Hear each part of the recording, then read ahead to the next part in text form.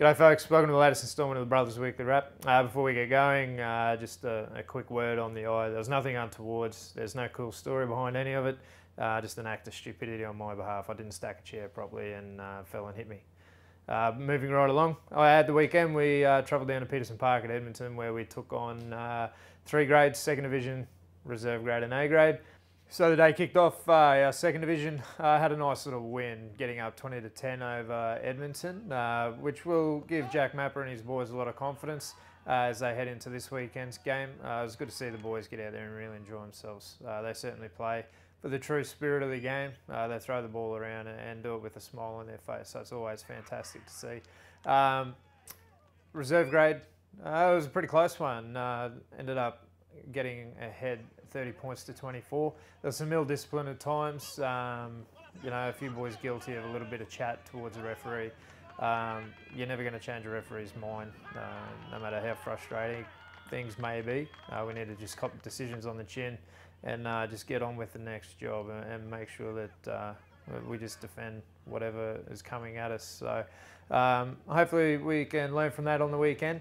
But as I mentioned, 30 points to 24. Full credit to Edmonton. They continue to keep coming at our boys, who did really probably just do what they had to do to win the game. That led into A grade. More of the same there. A grade.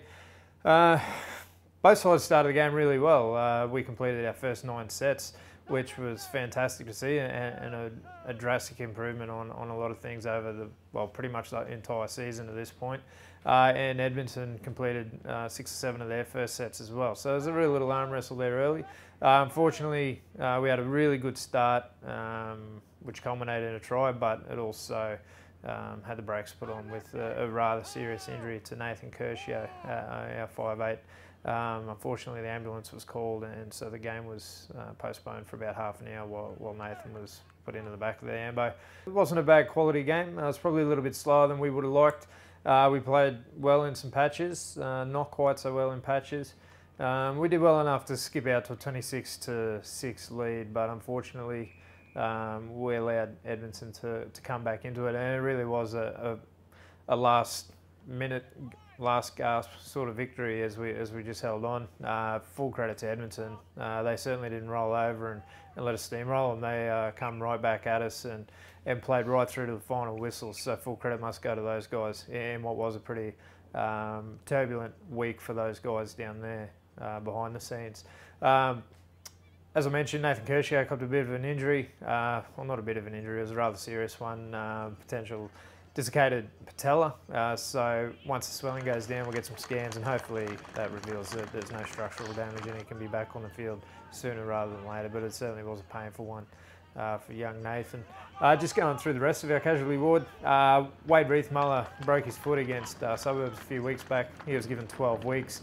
But he's already 3 weeks ahead of schedule, which is fantastic. So we could be looking at him back in about 3 to 4 weeks, which will just be fantastic. Also, Christian Williams, he's had a bit of a strain to his PCL. He should be back running next week, which will boost our wing stocks, as well as Lockie Parmenter. He was missing on the weekend after rolling his ankle, going for a light jog of all things.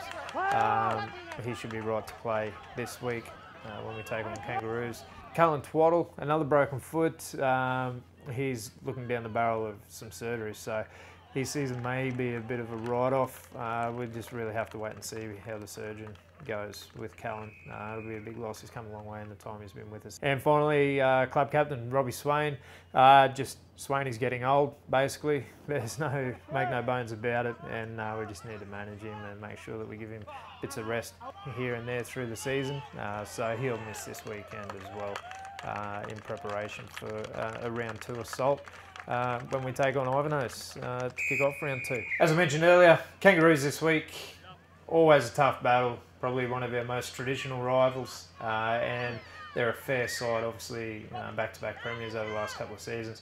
They've struggled so far this year, but I'm the first to acknowledge that they've had a pretty horrendous run with injuries, and they've had a lot of good quality players missing from their lineup.